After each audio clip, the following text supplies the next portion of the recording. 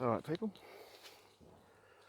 I thought I'd do another video on my avocado and the mistakes I made and you know what I did to make it become successful. I mean, this is its first year. It's grown fruit, and you can see they're looking fantastic. And I reckon there'd be about 100 avocado on this tree. I mean, everywhere you look, they're just on there, everywhere. Nice big one in there, look. There's another one. Right, the do's and don'ts, right. So when I first bought this avocado, I chucked it straight in the ground. And I wanted to keep it at a easy height to harvest the fruit. So I went and lopped the top off it. That's about 4.5 foot high. And then it grew all these other branches, and I lopped it here, lopped it here, lopped it there, through there, another one in there, and so on. There. Just every main branch I lopped off, and then it would then grow.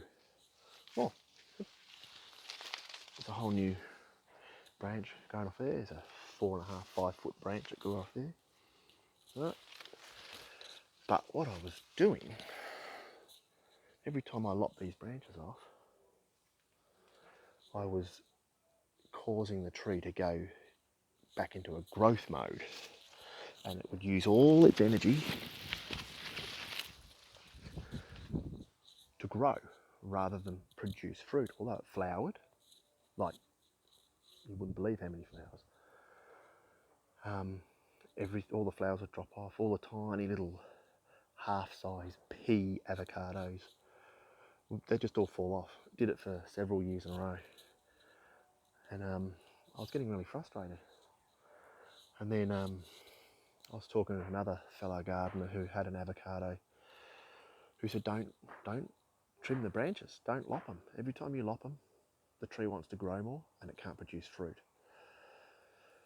So the first year I didn't cut anything down, and that year I got an abundance of flowers and fruit. So anyone growing an avocado tree, I would not touch it until it grows its first fruit. And I reckon you could probably get an avocado fruiting within 5 years if you didn't prune it at all, and obviously feeding it, looking after it. And then once obviously you've had your first crop, then you could go ahead and start pruning the tree down. In fact, I have another avocado over here, which is growing really quick. I'm not going to touch that until it produces its first fruit. And then I've got 2 more avocado here, which is the bacon, and then I have the, let's go and find it, because there's another one. That's what happens when you have too many trees, you lose them. Oh look, it's right next to it. This one here, which is the newest member of the family. This is the Pinkerton. Right, so this is an A type, and then the hass is an A type. Then you've got the bacon, which is an A type.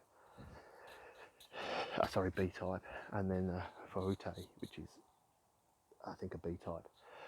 So my plan is to have this one producing fruit, and then you'll have, when these other ones start to produce fruit, I will then prune this right down to 6 foot, 7 foot high. And then when this one gets too high, this one would have started producing fruit again, and then I can prune this one down. Mind you, this one here is a dwarf variety, so it may not need the prune, but then I can rotate, you see. I can rotate every few years. So yes, I highly recommend, if you're going to plant an avocado, not to prune it. Let it go. Let it do its own thing, and you'll get fruit a lot earlier than, it's close to 9 years. And these avocado, being this season's avocados, they're not going to be ready to eat until this starts flowering again and fruiting again. And then you'll have a whole year-round crop of avocados then. And I'll also mention that, you know, being a subtropical tree, I'm down in Melbourne, Australia. Now we get frosts in the winter and sometimes extreme heat in the summer, over 40. And it can be quite brutal on avocados when they're very young.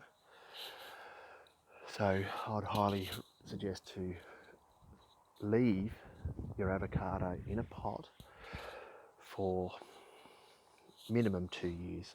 I'd probably go 3 years. But just so you can move it, get it out of the frost, get it out of the heat. These were moved this year, or this season I should say, into the shade over here when it was really hot, and then in the winter we had it under the veranda, where I put a lot of the tropicals in winter just so they don't get that frost damage. And you know, some of these tropical trees get some really bad damage when it gets really cold.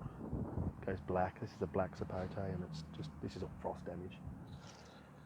But you know, it's still producing. They're hardy.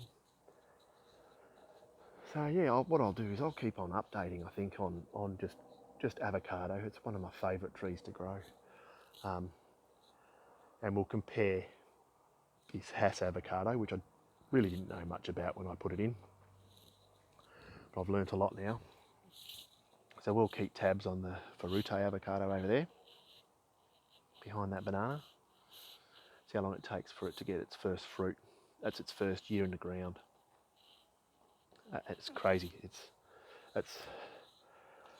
5 foot high. All those really lush leaves up the top. That's all new growth this season since I put it in the ground. It's been in the ground for 2 months. And look at it. What's that? 1, 2. It's probably 4.5 foot. And the bacon here, it's nowhere near as high. It's actually older than that one. It's still in the pot though. It's grown. This is all this is new growth here. All this season. And you know what? I also reckon that it's going to grow a lot faster in the ground. You know, its roots are going to be healthier, spreading out a lot more, picking up all those nutrients. Where, you know, obviously in a pot, you're restricting it. It doesn't matter what plant you're growing. If it's in a pot, you're restricting it. You know, unless of course it's a bonsai. There's the exception there. But yeah, look, I'll wrap that up now, and I'll get this up as soon as I can. Thanks guys. See you later.